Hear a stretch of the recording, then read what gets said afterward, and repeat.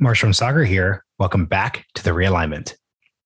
Today's guest actually doesn't need any introduction whatsoever. We're speaking with Andrew Yang about his new book, Forward. It came out today. You can purchase it at our bookshop, of course, but you've probably already heard about what he's saying that's controversial. He's launching a new third party, the Forward Party. He's proposing a pretty radical reform to the democratic process in the country, open party primaries, and then also ranked choice voting. Sagar, how do those three things fit together? Because that's what I think is missing from a lot of the coverage of what's happening here and really gives good context to the conversation.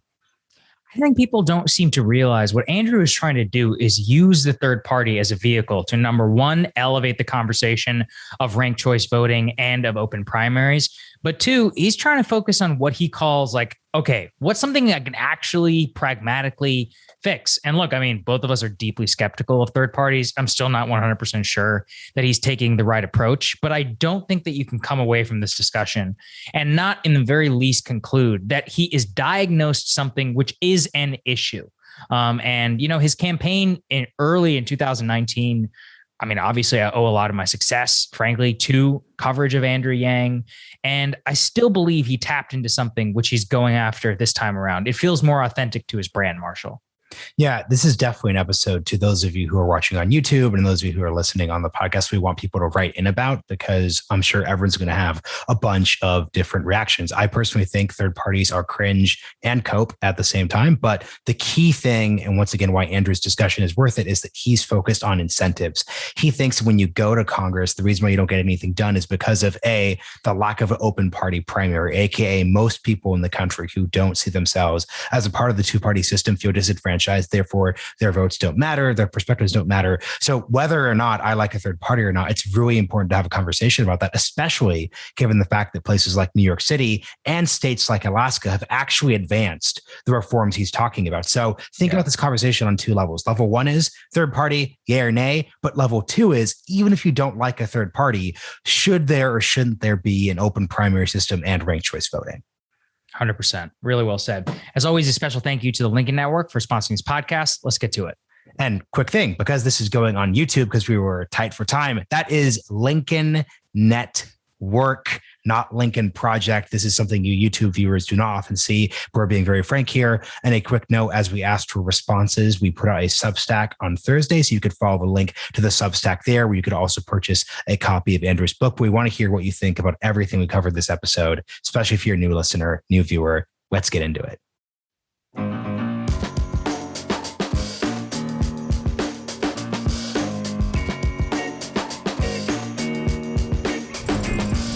Andrew Yang, welcome to the Realignment. Sagar, it's great to be here. Thanks for having me. Good to see you, man. I'm really glad you could do this. You know, it's interesting. Marshall and I, we got the book, the advanced copy. There obviously was a lot of consternation around the announcement, but having, known you and covered you now for a long time, I think what I wanted to start out was this. What experience from the Democratic Party in the primary for the president in the 2020 race and in the New York mayoral race, what experiences, what reflections did you have that led you to conclude we need a new third party and write this book? Describe to us how you got to where you are in that process. I'd be happy to. And grateful to you for being one of the media figures who covered me and the presidential when, we were being ignored by a lot of other people. So I came off the trail in February of 2020, and I set to writing, in part because I wanted to document experiences that I had had zero time to reflect on. Because you imagine running for president in the heart of the campaign, it's just go, go, go all the time.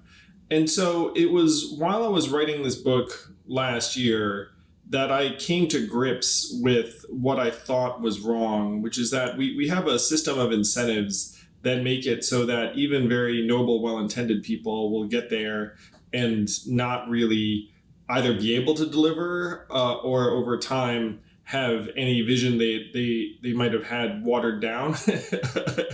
And so, I didn't come up with this all on my own. I mean, as you've read the book, you know that I've been influenced by Jonathan Haidt and Ezra Klein and Catherine Gale and Lawrence Lessig and Michael Porter and these other thinkers. But I came to realize that the system itself is the problem, and that there was no real way that even a great person from either party who got in there was somehow going to make fundamental changes. And then when you arrive at that conclusion, then you think, okay, well, how could you make real changes? And I believe the biggest mechanism we have to change is the closed party primaries, that if we change to open primaries and ranked choice voting, that you'd have very, very different incentives at different points of view. So I arrived at this conclusion, and one of the things I feel like I owe people is to say what I really think the answer is. And then I don't have it in me to say, hey, someone should do this, and then just go on with my life. I mean, that's not how I'm wired. I don't see myself as a writer or thinker so much as a builder, operator, doer. And so if I say, look, here's the problem, here's the solution, then I'd better bust my ass trying to provide the solution. And that's how the Forward Party was originated. It's funny. I want to tell a quick media story that has the two of us tangentially connected, because it speaks to the media space when you first enter the race, which I actually really appreciated that chapter in the book. So I was a researcher at a news show called Firing Line on PBS. So this is in May, June 2018. And one of our producers says, hey, like, we met this guy at a birthday party. He had this book about UBI. Should we book this person? And the answer was obviously no, because we didn't know who you were. So there's just this really funny intersection of Sagar was in the non-mainstream media space. I was in the mainstream media PBS space. And there was just something that was missing at an undercurrent there, which I just have always wanted to just mention to you. I thought was funny. Obviously, if we'd booked you, it would have been very good for the show itself. And that was a huge miss on our end. But I want to go to something you just said, which is really identifying the dysfunction and the real hopelessness that people feel in the political system right now. Because I think, look, I'll just be open. I'm skeptical of third parties, but what I've noticed from a lot of commentators in the mainstream who've poo-pooed the idea is they have not understood the way people actually feel about this topic. As in, people genuinely feel as if the system is corrupt and doesn't function. However, to give you some historical context, we've been through periods like this before, post-Civil War, industrial era, when we're trying to reckon with all these big changes. It's been easy to say that things couldn't change, but eventually they did without these big structural changes. What makes right now in this moment unique and different from those prior periods where we could have a lot of the same feelings? Marshall, I think if you do rewind the tape, you would find that we're actually in the midst of an accidental duopoly. I mean, like, in the sense that the founding fathers didn't come together and say, you know what, we need two parties that will be warring with each other and at some point turning us into a polarized nation on the brink of political violence and civil war. I mean, that's no one's plan.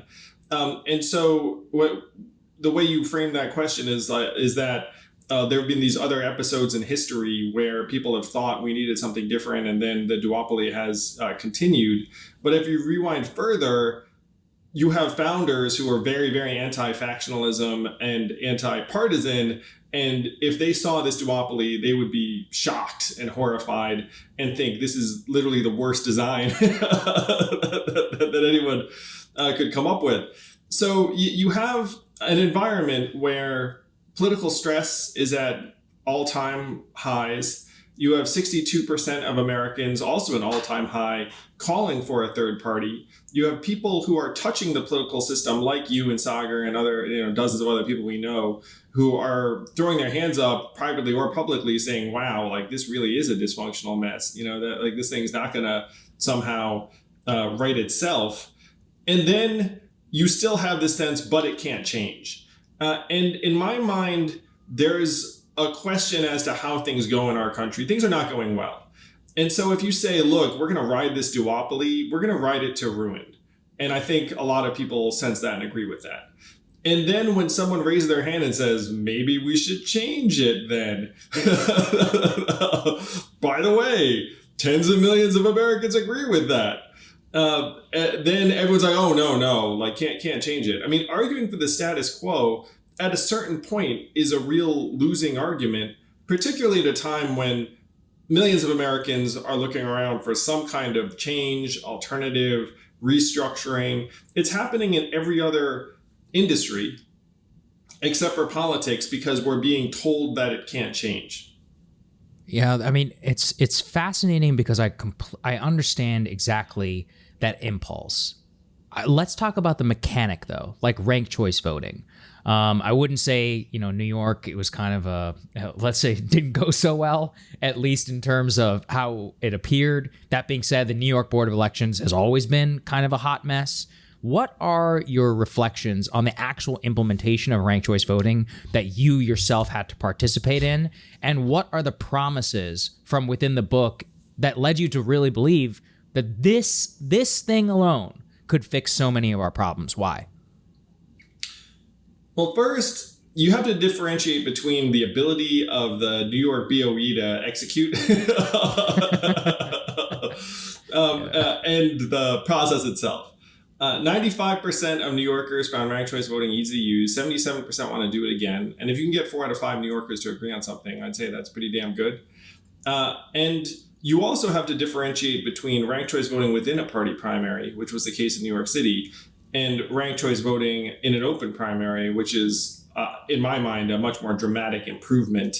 So even in the mayoral race, people were saying, oh, turnout went up from, let's call it 800,000 to 900,000 votes, which still means only about 11% of New Yorkers voted in that primary, and the next mayor might get 5% or something along those lines. So these are not numbers that you should be pumped about. But that's a function of the closed party primary system more than ranked choice voting. So ranked choice voting does something really, really powerful. And I'm just going to reference some of the objections that people have leveled at any whisper of Andrew Yang starting a third party. It's like, oh, you're going to ruin it for X. And part of that is like, well, sure, if you have this archaic plurality voting system, you get to bludgeon anyone who comes up because they're going to ruin it for someone, theoretically, even though that makes a bunch of leaps and assumptions that probably aren't true and the rest of it. But if you make a change to ranked choice voting, then all of a sudden there's no spoiler effect. You can vote for the minor third party candidate first, and then let's say hypothetically the Democrats second, and then no one can accuse you of ruining anything. You have different coalitions that come together. You have to appeal to a majority. It doesn't reward the extremes like our current system does. And right now, the biggest problem, and I want folks who are listening to this to understand why things seem so broken in our system. Congress has a national approval rating of 28%. The re-election rate for individual members is 92%. Think about that system for a second. And the reason why those numbers are so different is that the average legislator does not have to appeal to 51% of people in their district to get reelected. They just have to appeal to the most partisan 12 to 17%, really. And so if you think that legislators don't seem very reasonable or common sense, it's because their incentives are not to be very reasonable or common sense. So if you were to change that to ranked choice voting open primary, all of a sudden it's like, oh, wait, I can't just frankly, placate the 20% most extreme people in my district. I actually have to appeal to 51% of you. You would see everyone's behavior change. You'd see arguments change. And ranked choice voting theoretically would make negative campaigning less popular, because if you trash someone, then they look bad, you look bad, and then the third person who's not trashing anyone looks better by comparison. We've had Catherine Gale on the show before, so really suggest that listeners take a look at that episode from last June to get really deep into the ideas we're talking about here.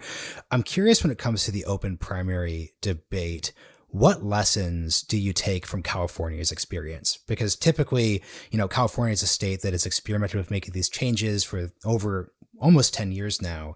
And it's hard to say that California reflects the dynamics you're talking about. So the state is still hyperpolarized between urban and rural. There's still a very specific political class of folks who tend to keep on the up and up no matter what.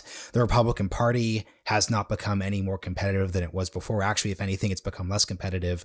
What are the lessons from the California experience that, as you're looking to make that model more national, reformers like you should take into account? The biggest deficit, in my view, of the California change is that it's top two, where I think that Catherine Gale's on the right track, that if you had top 5 ranked choice voting, then you'd have much more diverse points of view in every district. Right now, it's an improvement because it's open primary and anyone can run. But in real life, what that generally means is that the top 2 candidates will be the Democrat and the Republican in most instances. Maybe every once in a while a Democrat versus a Democrat, and you're not really giving rise to a whole lot of dynamism. That said, Californians' satisfaction with the state legislature did go up in the wake of this, and there was an increased level of competitiveness and activity on the part of some legislators who actually felt like they had to attend to their constituents and maybe campaign a bit more. So there have been some good things with the change, but in my mind, the top 2 doesn't do it justice. You would want to have more candidates make it to the general.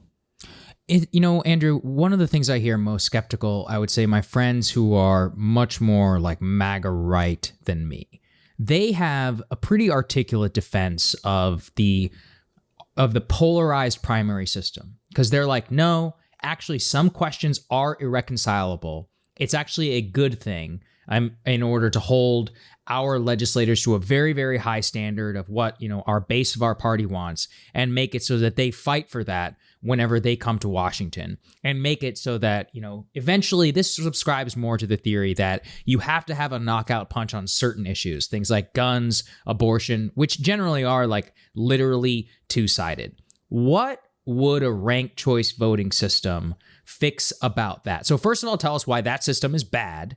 What is the defense of the more centrist, or at least solutions compromise-based strategy in the face of some genuinely irreconcilable questions?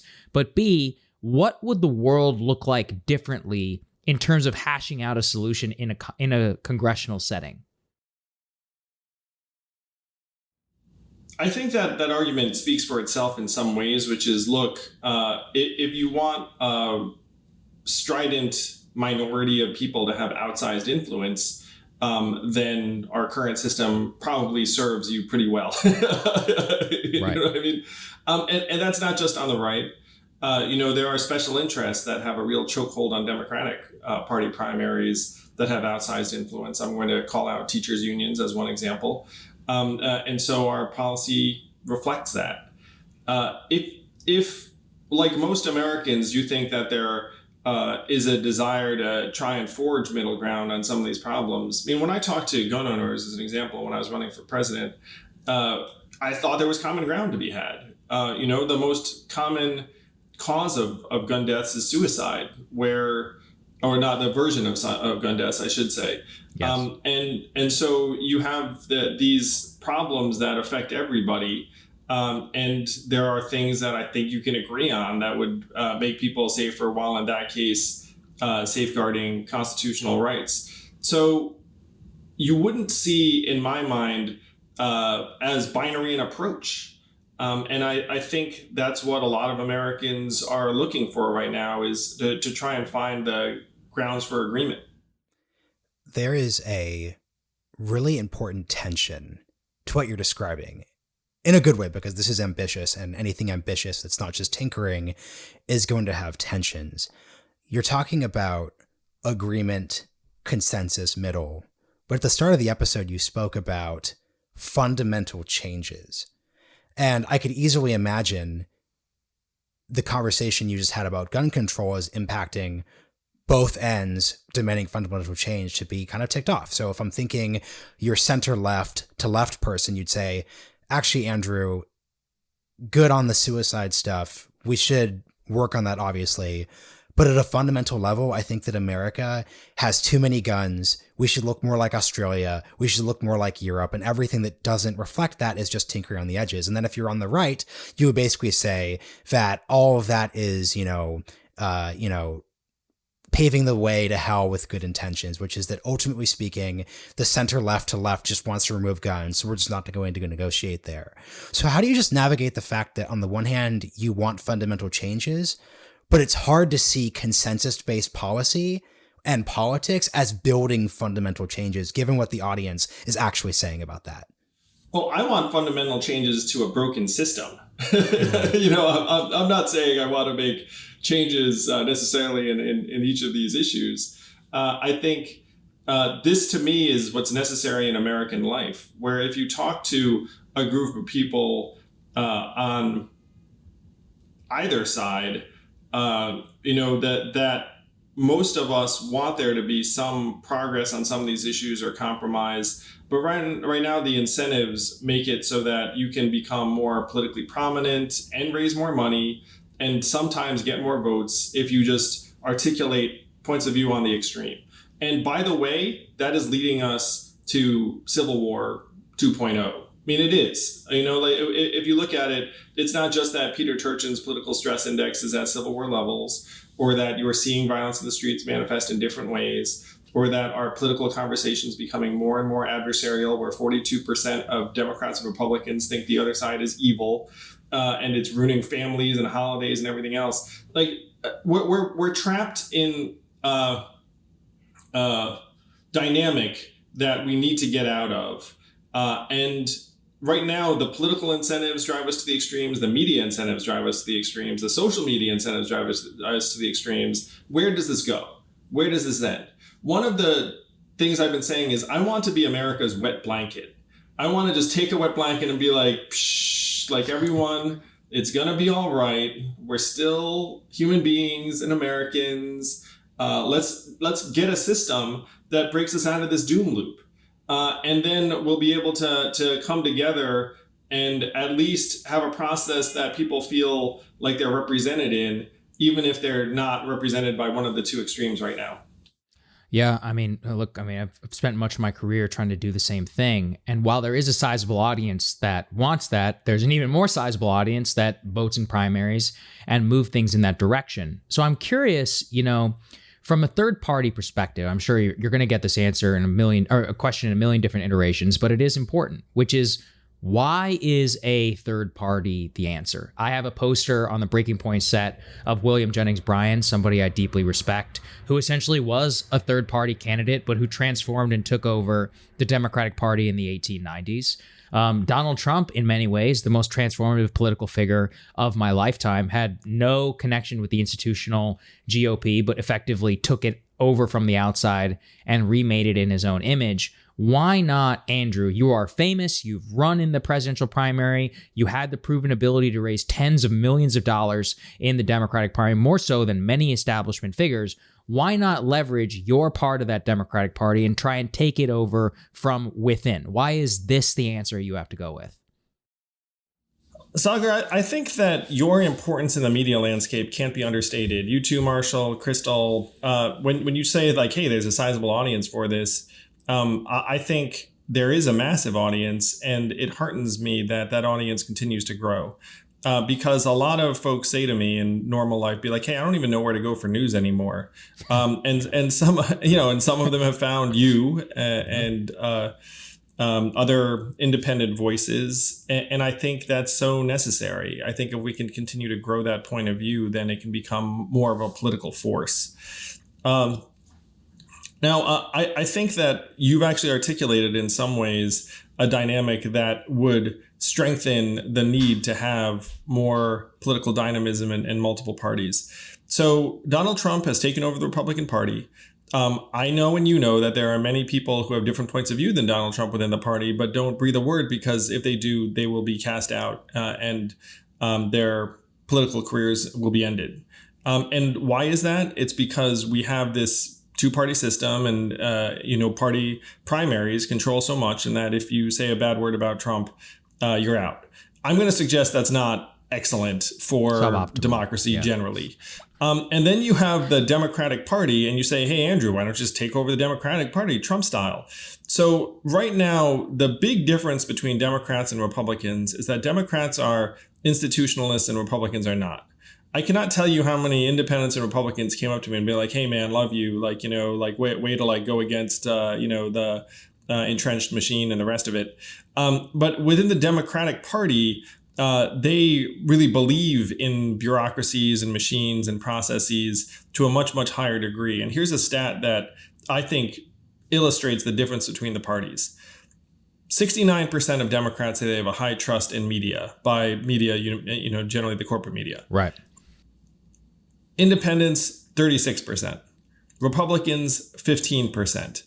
So Republicans don't believe it at all, and just they think that the institutions are corrupt now to get us. The Democrats are the people who believe in it and are just like, oh yeah, that things are going all right, and just let the people who've been doing it for a while keep doing it. So you have very, very different dynamics, and it's going to influence who winds up emerging from each side. Something I'm wondering is, what do independents actually believe? Because I love the 62% Gallup poll looking for a third party. We'll put it up in the show notes. But if you actually look into the data, it gets a little interesting, given the fact that, for example, a decent number of those independents are former Republicans who actually want the Republican Party to become more Trumpy, not less. Another interesting thing that came to mind when you're talking about how you get drummed out of the Republican Party if you don't vote for Trump is the fact that Liz Cheney actually voted with Trump more than Elise Stefanik did. So there's a certain weird mix of personalities and coalitions and dynamics. But I guess what I kind of wonder is, if we're actually looking at the country and the results of the politics that we're engaging in, considering the fact that Liz Cheney actually does, once again, vote pretty conservative, aside from the Trump thing, how is giving her her own tiny coalition party that would end up still working with the Republican Party on most questions? Once again, she votes with Trump most of the time, far more than her competitor, Elise Stefanik. How would that change things, especially when we're talking about the big issues here? So, for example, the Supreme Court. Let's say you have a progressive party and a center-left Democratic Party. They're going to fight about climate change. They're going to fight about the Green New Deal. They're going to fight about the $3.5 trillion budget package. But they are going to vote in lockstep on Supreme Court nominees. And that is a type of vote which seems to be drawing or causing the Civil War level conflict we're afraid of here. So how do you just reflect on all that? I think that if you had, let's call them moderate Republicans or something like that, that was like a non-Trump alternative, I think they might vote along with Trump over and over again on a lot of things, but they might diverge from him on things like vote counts or like constitutional protections of elections or things like that. I'm going to suggest that's a very crucial distinction. that if you had a critical mass of Republicans that were ready to do that, then I think we'd be in better shape. And that's a positive. That's one of the reasons why I think we need to build a more resilient system. Again, and if you build a system like this, and it's now much more susceptible to authoritarianism and undemocratic impulses than most people would imagine. And we can change that. We can fix it. We don't have unlimited time, in my opinion, but we should really work on it and do it as quickly as possible. But it's not about every vote. It's about certain principles that might be extraordinarily valuable to our country and our democracy. Andrew, one thing I want you to reflect on is policy. You know, when you ran, you were the policy candidate. You had the math hats. I used to really believe in policy, that people would vote on policy. But as the elections went on, and as I saw Trump win 10 million more votes, as I start to see, stuff turn on questions of, do you think the election was stolen or not, as opposed to, did Trump do anything to actually better your life? I honestly got I was pretty black-pilled on the whole thing. And I guess my question to you is, does policy matter at all whenever it comes to these? Because as you point to, and as Marshall just alluded to, 62% say that they want a third party. Really what that is they're holding a middle finger up and saying, I hate the system. And I've always ascribed Trump's success to nothing that he's ever actually done in office, and just directionally being the voice that agrees with the majority of the public who say, I hate our institutions. And it was really upsetting to me to learn that that was enough for millions of people to cast their vote for president of the United States. How have you reflected on that from when you announced your run on policy and are almost in an age where it's not the defining, it's not the defining issue of our time? Sagar, I go into this in my book in some detail, as you know, and I had a similar awakening or grappling as you. And in Ezra's book, Why We're Polarized, he talks about how the correlation between the way people vote and their policy desires are actually very low. Yeah, So they're like 0.25, where so you're not voting on policy. What are you voting on? You're voting on tribalism and identity and anger and the kind of energy that a candidate gives off and their attitude towards institutions. And so this is one of the things that I grapple with in my book. And I've identified as the reason why I need to start the Forward Party and make it a success, is that there is a band of people that did respond to me in my campaign, the policy vision, the facts. And what happened was that we activated a certain group of people that like that kind of thing. Maybe they like me. Maybe they like my, like my particular energy. And when I started out, I thought I'd be received a certain way. I thought I'd be seen as very, very lefty because, I was talking about giving everyone money.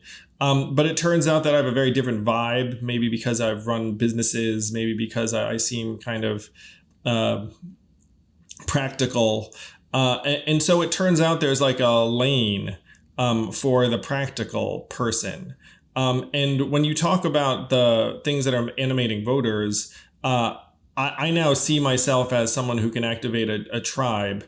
And I was joking with some people that it's like, look, do I think that 51% of people love this language I speak of facts and rationality and fixing systems and the rest of it? It's like, probably not. But do I think that 10% of Americans love it? And that 10% can do a ton of good in a country that's polarized the way ours is? And the answer to that is hell yeah. It's like if I get my band of rational, solutions-oriented, facts-driven people together, and then we can come in and say, look, let's fix the system so it'll actually work for everyone and it's more resistant to bad things and more pro-compromise and the incentives are more rational. I'm at heart an operator type. And if you arrive at a system and you see that the system is going to produce terrible results, and oh, by the way, that's what we're getting. And in this case, those terrible results will actually eventually have us at each other's throats. I'm sure I'll be like throwing things at you and Marshall. And I'm just kidding. But like if you arrive on the scene and that's the system, then the right thing to do is be like, all right, let's fix the system. And then if the system's run, in this case, by this duopoly, you'd be like, all right, how do we fix the system? It's run by this duopoly. And the answer is something like the Forward Party, which is going to try and get into the guts of our system, fix the mechanics. Now, to do that, we're going to have to ignite a popular movement. So let's get started. It's funny. I don't actually believe anything I'm about to say, but I need to channel what a certain part of the Democratic part of our audience feels, which is, Andrew, that was a really great articulation you gave of why minority rule in this country is a humongous problem. Rural states are overrepresented. There's this whole divide here, and we just can't get anything done or promote fundamental change. You know what would be faster than passing new election rules and structural changes in all 50 states? Let's just abolish the filibuster. Let's admit DC and Puerto Rico as states. Let's expand the Supreme Court to push back on this Republican minority that's holding back progress and change. Because once again, looking at the agenda of the Forward Party, which I'd like you to talk about in a sec, most of it does largely line up with what I think a center-left audience is going to be comfortable with. So I just feel as if there's a portion of the audience you're speaking to that would just say, hey, the quicker way to guarantee we get the end of the logjam we're talking about is to just change those structural things in a much quicker way. And actually, all we are doing is doing mushy middle stuff that, even if it does work, will take 48 years. And to your point earlier, it's not quite clear how long the democracy has. So how do you think, and what do you say to that person who articulates that? Well, Marshall, I thought you were going to go a different direction there, which is I thought you were going to say, like, hey, why not abolish the Electoral College, which is... Well, add that. Add that too. Thank you. Yeah, I couldn't keep track. You can throw that one in there. Yeah. So I'm a practical person, again, and to me, something like the Electoral College is just never going to happen. So, why bring it up? Now, the other things that you talked about are more plausible and realistic. I happen to be for getting rid of the filibuster because there's absolutely nothing in the Constitution about a filibuster, and they just made that up at a certain point. Now everyone's just kind of going along with it. It's a very odd thing in my mind for an institution to adopt. But the way our politics is built right now is that neither side is going to be able to achieve a sustained governing majority by the numbers, by the math. And there are a number of structural reasons for that. You could say, to your point about urban, rural, and the rest of it, that there's that divide, which I'd love to help reduce. But Republicans have a built-in electoral advantage because there are more of them in less populated states that are overrepresented according to number of senators, electoral college, et cetera, et cetera. It's just the math, just the way it's set up. So if you say, look, let's make these things happen by jamming it through as Democrats, you can look forward to the pendulum swinging back the other way, X years later, and we're going to keep playing you lose, I lose forever. So that's not a sustained fix. Though a lot of Democrats imagine it is because they just think that, the demographics and blah, blah, blah. But, the numbers don't bear that out because the population difference in states that are already blue doesn't really make a difference in terms of Democrats' electoral strength. It was a guy named David Shore who said that Democrats would need to win 54% of votes in several elections in order to genuinely govern. And they didn't get that against Trump. So, to me, doing some kind of stopgap changes that are going to get reversed 2 or 4 years later is the state we're in now. No, I think it's very important. I think David Shore is incredibly important, one of the most insightful figures that I think exists. Whenever we think and grapple with the last couple of years, Andrew, especially within your own, moments within the race, to me, the most powerful moment of your entire campaign, and when I saw you resonate the most, is when you were on the stage and you were like, what are we doing here? We're all wearing makeup. Like, calling attention to the farce of the modern political system was incredibly powerful, both to me. I mean, I've been waiting for somebody to say that for a long time, but I saw it kind of catch on within the normie electorate in a way that I hadn't seen something catch in quite a long time, and specifically amongst the people who kind of, are within my audience, people who are younger and all of that. How do you harness that to political effect? Obviously, it's not like it worked out that particular way, but you're trying to do that this time. How are you trying to harness an inherently, skeptical audience of anything political, institutions, the moment you try and formalize it from, for lack of a better verb, it's a vibe. Like, what you projected on that stage was the vibe of, hey, this is all fake. Like, this is all just a fakery. There's no reason that it has to be this way. And that was what the refreshing part of it was. How do we channel that into what exactly you're talking about here? How do you think about that? No, I tried to do that in the first section of my book, which I know you probably enjoyed for that. I talked about the makeup and the grooming and the filming of commercials and a bunch of the other stagecraft. And it's really farcical. It's very dark. I'm glad that you think that caught on with people. And what I want to say is that the entire political struggle is largely theater at this point. It's theater that unfortunately is meant to inflame us and turn us against each other, mainly so we can donate more money. I mean, that's like the main thing. And so if we can extricate ourselves from this and say, let me not be inflamed for a moment, let me figure out what the real dynamics are and what the real show is and like what's happening to me and what they want to have happen to me, then you wind up someplace like where I am now, which is, okay, we're being set up. If I try and help from within the system, we're going to be in a war that no one wins. We'll all lose. So let's try and fix the system.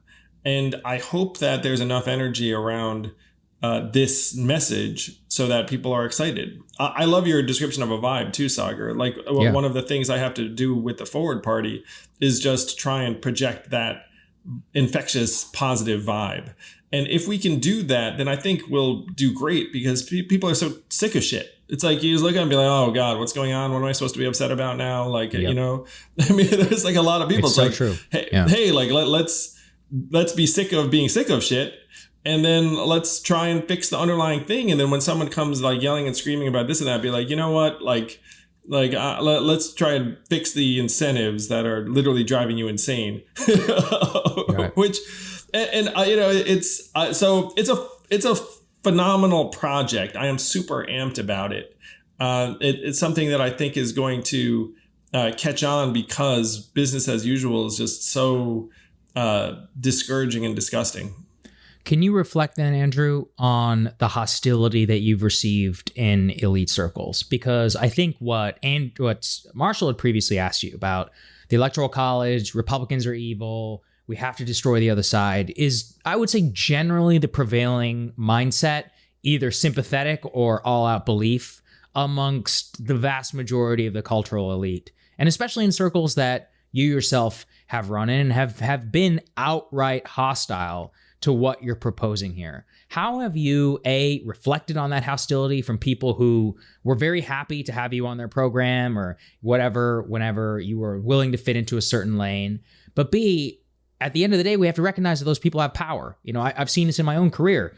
I have many more people who watch my show than many corporate media organizations, but I have no illusions that it's going to have the same level of oomph or power whenever it comes to influencing the political discussion. So first, reflect on the hostility, and B, like, at the end of the day, those people do matter. They control a lot. How can it be overcome? They do control a lot, but I do think that people are starting to catch on. People are looking around and saying, you know what, I'm not sure that these people are speaking to the heart of things or the truth of things. Again, it's one reason why I think what you and Marshall and others are doing is so important. The hostility toward me suggesting something different and new, to me, is just like a knee-jerk institutional reaction. And you would expect that. It has made me more pumped about what I'm doing because, frankly, and this is kind of funny, is that I think it's awesome that it's actually newsworthy that Andrew Yang is starting a third party. You know what I mean? It's like, sure. There aren't that many people that would provoke a negative reaction. That's true. That's very true. You know, right. So I was like, sweet, like you know, that's dynamite. And I think that our goal has to be to try and elevate enough independent voices so that they do have the same oomph, because you deserve it more in many cases, and people are hungry for it. Subscribe to the Realignment, everyone. But but people are hungry for it. You know, and it is interesting the way it's playing out in our politics, where again the Democrats are kind of the last of the institutionalists, and I consider myself like a fairly, you know, positive, upbeat, benign figure and whatnot. And so if someone lashes out at me for some reason, it's like, wow, like what the hell's going on there? Right. You know, it's indicative of something. I'd actually like you to speak to the institutional question, because it's a very interesting biographical detail given your articulation of institutions right now, because something Sagar and I always talk about is a good way of understanding the history of the country since Watergate is just total declining trust and belief in legitimacy of basically every single institution, force, and figure in American life. This is the press, this is the media, it's corporations, it's your local Elks Club. Everyone is implicated. No one is largely blameless. That being said, you went to an elite boarding school. You went to Brown. You went to Columbia. So this isn't me trying to dunk. It's just I'm interested in how you came about to the institutional skeptical position, given your background. because it's not as if you are a person who's been pushed outside of a system your entire life and you're throwing bombs within it. You're kind of coming from the different directions. So could you just talk about that evolution or thought process, given, once again, where you come from? I believe deeply in the promise of America as a child of immigrants. And so like I always believed that we were out to do right by people, by ourselves. And very lucky to have gotten a great education because my parents were all about it. And I think for me, the big divergence was when I left my first job as a lawyer to start an ill-fated .com startup that crashed and burned. And then I worked at a series of other startups here in New York and eventually had some success as the head of an education company. And as the son of immigrants, as someone who's an entrepreneur and startup guy, as one of the only Asian kids in my school district, which I was reminded of quite often, I've always felt like a bit of an outsider. That's not something I, am particularly mad at. I mean, it's just something that you kind of get the vibe, as you say. Yep. And at the same time, like I actually believe in our institutions. Like I believe that they should be doing better. I'm very disappointed when they take criticism poorly. But like I had this naivete that you're like, hey, you could probably like fix this or do this better, that someone should be like, oh, like, thank you for pointing that out. Thank you for pointing out that this duopoly makes no sense. We should work on that. Instead of being like, oh, like you're going to screw it up somehow. I actually still have this sense of optimism about what our institutions could and should be. Now they're completely floundering and failing like on several fronts. But the arc of my family's life, super grateful to this country, that they came here to give my brother and me a real opportunity, and it's worked. I want my kids to have the same opportunity, and I'm going to do my best.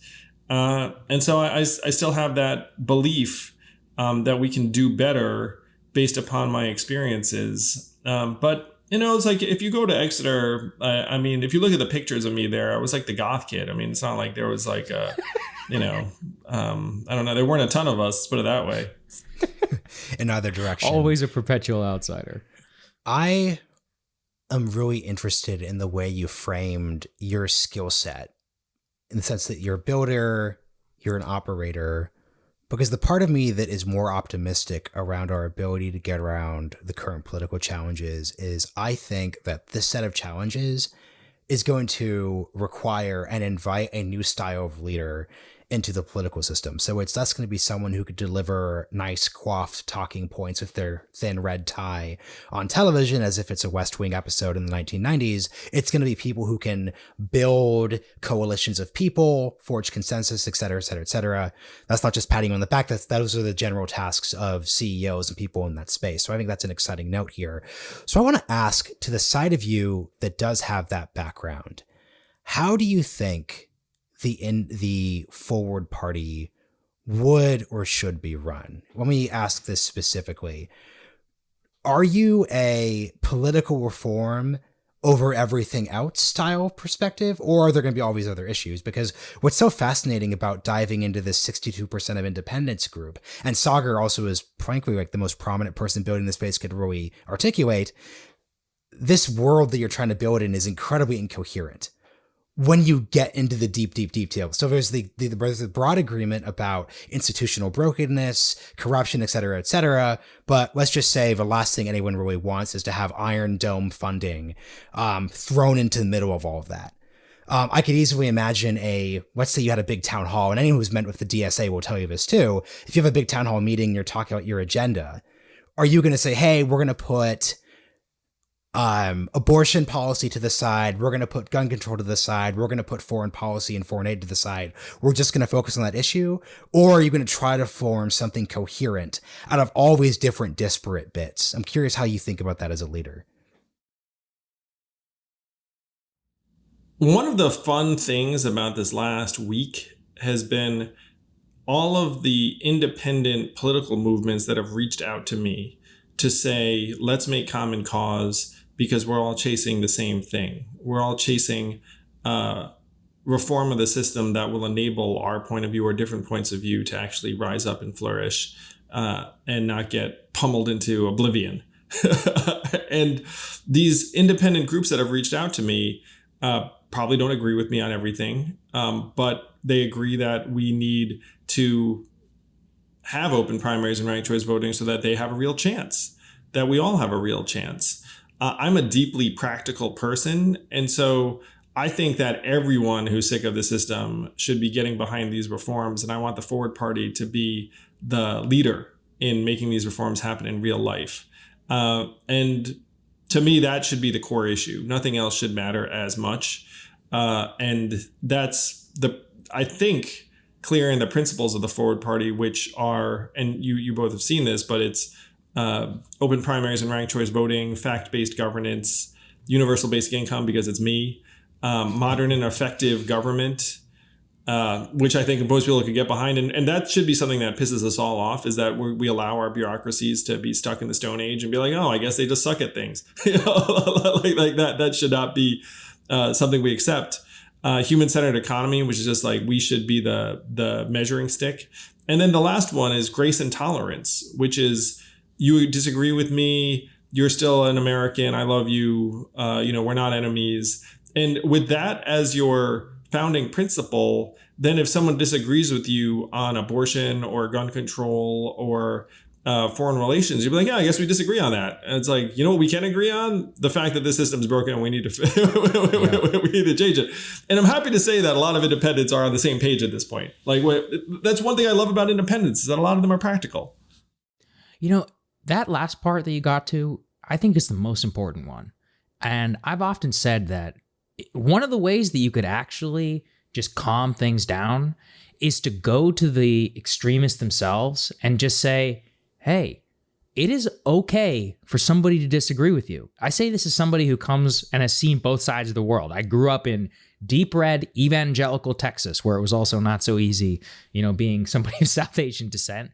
And now I live in the bluest city in the country, in Washington, D.C.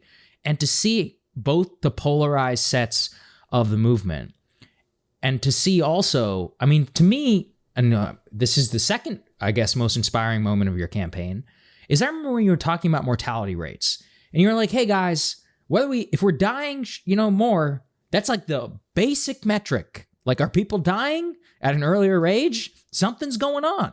Nobody, it seemed to me, had ever spoken to that in a not apolitical way that affects everyone. How and what strategies, and again, I'm trying to get to the vibe because you caught on to this in your campaign. How is the most effective vibe for you in speaking to, the cultural aggressors, both right and left? Because I think if we could just do that, we could get so much further and so much more. It's one of the biggest problems we have in politics today. I agree. And one of my missions is to sit and talk to anyone who has an interest in having a principled conversation, regardless of whether they violently disagree with me on things that, are important to them or important to me. And that has to be the starting point. Really, that's the vibe I want, is that if someone's accepting of people with very different opinions, which right now is a real problem for Americans. Like, if you disagree with them on something, then all of a sudden you're a bad person, and then you're afraid to say, things in various environments. That's not right. Most of us know that should not be the case, where you're living in some level of concern or anxiety or fear that someone's going to attack you for being a bad person because you hold a particular point of view. And I'd like the Forward Party to embody that energy, that, look, we disagree, but we're all human beings. We're Americans. We have much more in common. Right now, universality is losing, and it makes me very, very sad. And I'd like to change that. Yeah. My last question here is, going over the plank of the Forward Party, something will probably be noticed as missing is no reference to money and politics. And I'm curious how you think about the dynamic, because what's interesting is, and I should have noted this earlier, when you basically said open primaries will encourage folks not just to go to that 20% minority in the extreme level. I actually think it would kind of be the opposite, because if primaries are actually more competitive, you're going to actually have candidates seek to get more and more and more money. And what actually would be effective in that strategy would be to say, hey, I actually am going to stay strong for pro-life, pro-choice, gun control, gun rights, et cetera, et cetera, et cetera. Give me money to do that. I think in a weird way that would be rewarded. You're not wrong. it really would be rewarded, and I think it actually would probably be pretty successful, because you would actually be in a weird way incentivized to lean even further into that base. Because we're not Australia. This isn't mandatory voting, so it's not as if it's guaranteed that the independent voters will come out. So just to close out the interview, what are your broad thoughts of the role in money in politics in this whole discussion, given the dynamic I just set up? Yeah, there's a passage in my book about what I think the best solution is, which is just to give everyone democracy dollars that they can then donate to whomever they'd like. Because right now, the political donor class is a very small proportion of Americans. And it does completely weed out 99% of good candidates because they can never raise the money. And then if they do find themselves running, then they're going to appeal to interest groups that can help fund their campaign. And that's just the market that we've created. So if I gave everyone 100 democracy bucks, then all of a sudden I get, 10,000 people behind me. That's $1 million, and then I'm off to the races. Like that'd be much more balanced. To your point about the composition of the electorate, you would be including the folks in the minority party in that open primary, and so you'd inevitably have more voters and different points of view, because we're effectively disenfranchising 83% of Americans right now who aren't going to vote in that party primary. And then by the time it gets to the general, they're like, well, this is a done deal. And anyone listening to this, if you're a Republican in New York, where I am, or in other parts of the country, like you're an afterthought, and the same is true if you're a Democrat in Texas. I guess they're trying to change that, but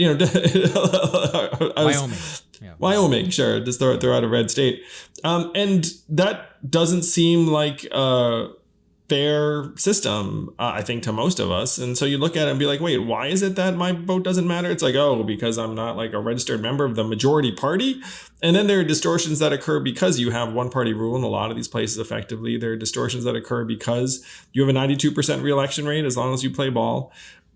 So I'm all for trying to balance out money in politics. I want to put people power and money into people's hands. And I say that because if I run around saying repeal Citizens United, get money out of politics, the fact is, like, they'll have outsized influence anyway. You know what I mean? Like if I make dark money a little bit harder, it's like I still think they're gonna be all right. So the only way you can make it better is by actually balancing it out, by putting more money into everyday Americans' hands. Yeah.